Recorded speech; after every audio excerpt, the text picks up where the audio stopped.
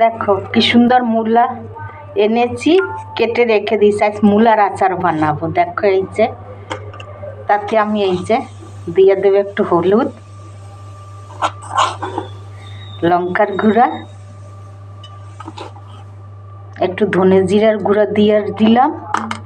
এরপর আমি আচার তৈরি করব, সেটা দেখাচ্ছি তোমাদের। দেখো কাঁচা লঙ্কাও চিড়ে দিয়ে দিলাম। এরকম একটু করে রাখলে খাবার পাতে বেশ ভালোই লাগে। দেখো এখানে আমি 2টা শুকনো লঙ্কা দিয়েছি, একটু ধনে দিয়েছি। তাতে দিয়ে দেবো একটু পাঁচফোড়ন, বেশি টালবো না।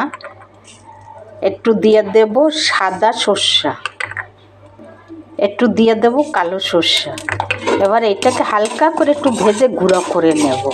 আমি ওখানে শুকনো লঙ্কার গুঁড়া দিয়েছি, যেহেতু ধনে জিরার গুঁড়া দিয়েছি, বেশি আর এটা করলাম না, হালকা করে ভেজে নেব। এরপরে দেখো বিট নুন দিয়ে দিলাম আর সাদা নুন দিয়ে দিলাম, 2টাই দিয়ে দিয়েছি।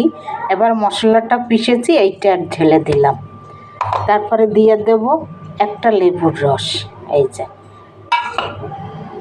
এরপর দেখো একটুখানি দিয়ে দেবো ভিনিগার, ভালো থাকবে জিনিসটা। আর একটু দিয়ে দেবো তেল।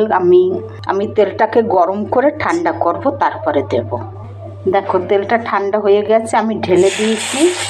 বেশি ঠান্ডা না, একটু গরম থাকতে লাগবে। এবারে আমি এটাকে মিলিয়ে নেব। দেখো আমার মূলার আচার রেডি। 2-3 ঘন্টা রেখে দাও, তারপরে খেতে থাকো, বা 2-3 দিন রেখে দাও, রেখে রেখে খাও। এই যে দেখো কত সুন্দর মূলার আচার হয়ে গেল আমার। গরম গরম ভাত দিয়ে খেতে থাকো, ডাল ভাত।